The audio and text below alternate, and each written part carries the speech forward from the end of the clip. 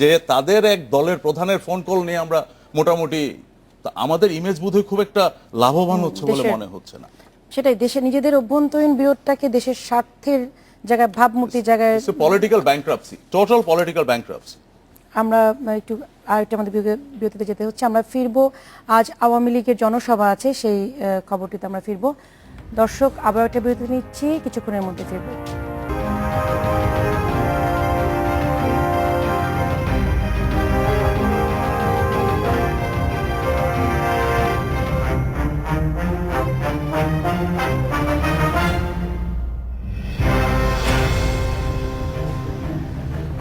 আবারও ফিরলাম বাংলাদেশ এখনে। আমরা আলোচনায় ছিলাম আজকে যেটা জনসভা আছে সোহরাওয়ার্দী উদ্যানে, এবং এটি পূর্ব ঘোষিত জনসভা যদিও দুদিন পিছিয়ে দেওয়া হয়েছিল। আমরা ডিএমপির সাথে যোগাযোগ করেছিলাম, যেহেতু নিষেধাজ্ঞা চলছে সভা সমাবেশের উপরে, আজ আসলে সভাটি হবে কিনা। আওয়ামী লীগ এবং ডিএমপি দুদিক থেকে আমরা আসলে স্পষ্ট কোনো এ বিষয়ে তথ্য পাইনি। তারা বলেছেন অপেক্ষা করতে। আপনাদের কাছে কোনো, আপনাদের নিজস্ব কোনো তথ্য আছে কিনা যে আসলে সমাবেশের ব্যাপারে কি ধরনের? যা মনে হচ্ছে যে সভাটা হবে।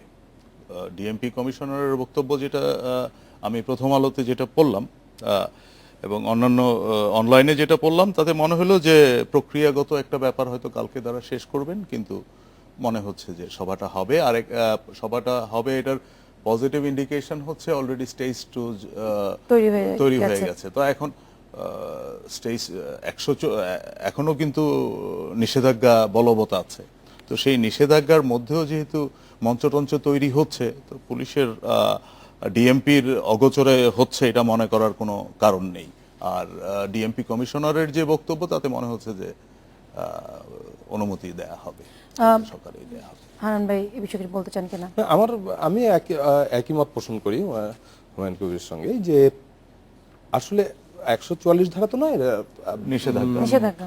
হ্যাঁ, সমাবেশের উপরে নিষেধাজ্ঞা ছিল ডিএমপিতে তো এবং নাই, এবং ডিএমপি কমিশনার এখন যে নোটিফিকেশনটা জারি করেছিলেন সেই নোটিফিকেশনটা এখনো বহাল আছে। এখন নোটিফিকেশন প্রত্যাহার করলে এখানে অনুমতি দেওয়া না দেওয়ার প্রশ্নটা পরে আসে, আগে প্রত্যাহার একটি সিম্পল নোটিফিকেশনের প্রশ্ন। এখন নোটিফিকেশন প্রত্যাহার করা হবে কি হবে না এই প্রশ্নে সাংবাদিকরা কয়েকবার ডিএমপি কমিশনারকে নক করেছেন, উনি বলছেন ওয়েট অ্যান্ড সি। তো ওয়েট অ্যান্ড সির অর্থ তো সবসময় নেতিবাচক আমরা কখনো দেখি নাই, আমরা দেখছি সবসময় ইতিবাচক না হলে এই নমনীয় সুরে কথা বলেন না। আর তারপরে বাহ্যিক যে প্রকাশ, সেটা তো উনি বললেনই যে মঞ্চ তৈরি হচ্ছে, আজকে সন্ধ্যার খবর হচ্ছে এটা। আমরা চট্টগ্রামে রাঙামাটিতে গতকাল থেকেই যে মেডিকেল কলেজ স্থাপন নিয়ে যেটি চলছিল, সে আজকে 144 ধারার পরিবর্তে কারফিউ দেওয়া হয়েছে।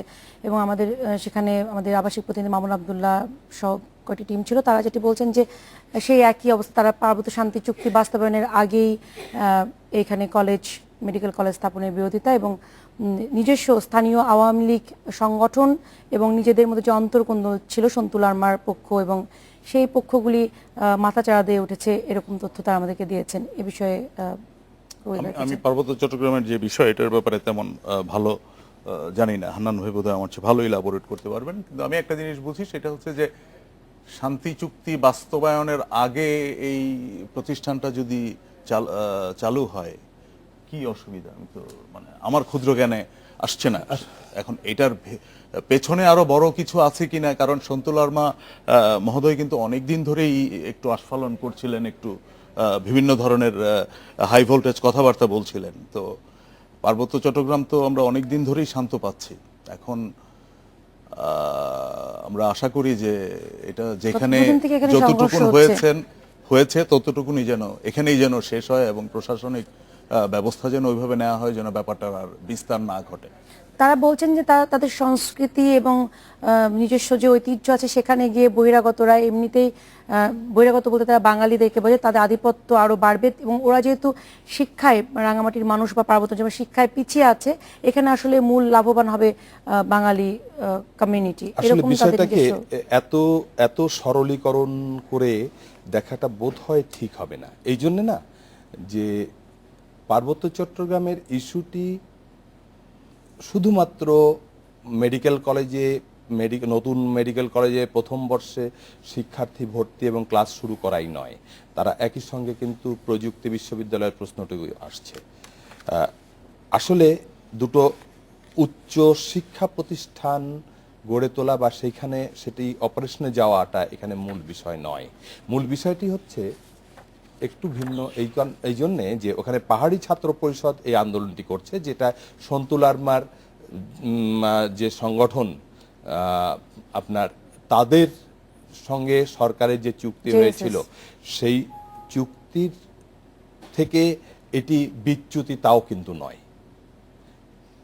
তারপরেও কেন একটির সঙ্গে আরেকটি শর্ত জুড়ে দেওয়া হচ্ছে? চুক্তির পার্বত্য চুক্তি বাস্তবায়নের শর্তটি কেন আসছে? এটি একটি দীর্ঘদিনের প্রক্রিয়ার, দীর্ঘদিনের মানে বঞ্চনার একটি বহিঃপ্রকাশ। ওরা কিন্তু এই কথাটি বলছে। কি জন্য বলছে? যে এই মেডিকেল কলেজের ঘোষণাটি হয়েছিল কিন্তু 1998 সালে, আর সেটির ভিত্তিপ্রস্তর স্থাপনও হয়ে গেছে অনেক আগে। আজকে অপারেশনে যাচ্ছে। বরাবরই কিন্তু তারা বলছে যে এখানে মেডিকেল কলেজের বিষয়টির আগে পার্বত্য চুক্তি পূর্ণ বাস্তবায়ন কেন? এর সঙ্গে জড়িত হচ্ছে পার্বত্য চট্টগ্রামের ভূমি ব্যবস্থা, এর সঙ্গে জড়িত হচ্ছে আমরা যেটাকে বলছি, ওদের ভাষায় ওরা যেটাকে বলছে ক্ষুদ্র আদিবাসী জাতিগোষ্ঠী, আমরা সরকারিভাবে সরকার বলছেন ক্ষুদ্র নৃজাতি নৃগোষ্ঠী।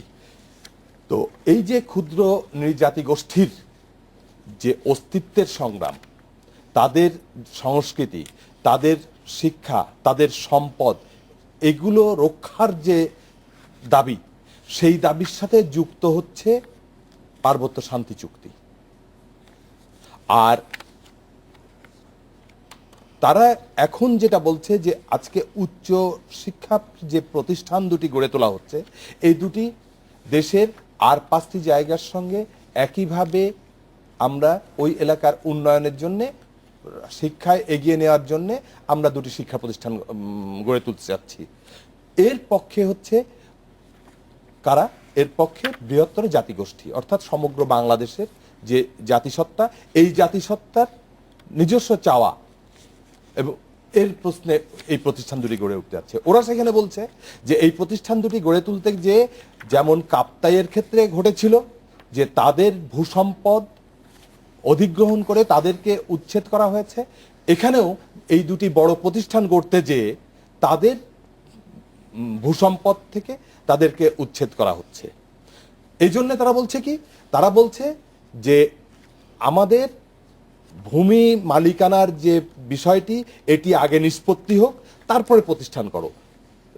দ্বিতীয় আরেকটি জায়গায় তারা কথা বলছে, বিশেষ করে ওদের পার্বত্য ছাত্র পরিষদ যেটা বলছে, তারা বলছে যে আমাদের এই অঞ্চলে 3 পার্বত্য জেলায় যে মাধ্যমিক, উচ্চ মাধ্যমিক, প্রাথমিক, মাধ্যমিক এবং উচ্চ মাধ্যমিক পর্যায়ের যে প্রতিষ্ঠানগুলি আছে, শিক্ষা প্রতিষ্ঠানগুলি আছে, সেগুলোর বেহাল দশা, সেগুলোকে যতক্ষণ পর্যন্ত সেগুলোর প্রতি নজর না দেওয়া হচ্ছে, তার আগে উচ্চ শিক্ষা প্রতিষ্ঠানের গড়ে সেখানে এই আমাদের জাতিগোষ্ঠীর কি লাভ হবে? এই সমস্ত প্রশ্নগুলো তার সামনে চলে এসছে। আসলে বিষয়টি কোথায় যে দাঁড়িয়েছে? এই শিক্ষা প্রতিষ্ঠান চালু হওয়াটি এখানে একটি প্রধান বিষয় নয়। প্রধান বিষয়টি দাঁড়িয়েছে ক্ষুদ্র নৃগোষ্ঠীর জাতিসত্তা, তাদের সংস্কৃতি, তাদের সম্পদ রক্ষার আন্দোলন একদিকে, আর একদিকে হচ্ছে বৃহত্তর জাতিগোষ্ঠীর সাথে তাদের যে তাদেরকে বৃহত্তর জাতিগোষ্ঠীর সাথে একত্রীকরণের ক্ষেত্রে তাদেরকে আস্থায় নিয়ে যে উত্তরণটা ঘটানোর কথা, যে উন্নয়নটা ঘটানোর কথা, সেই অ্যাপ্রোচটি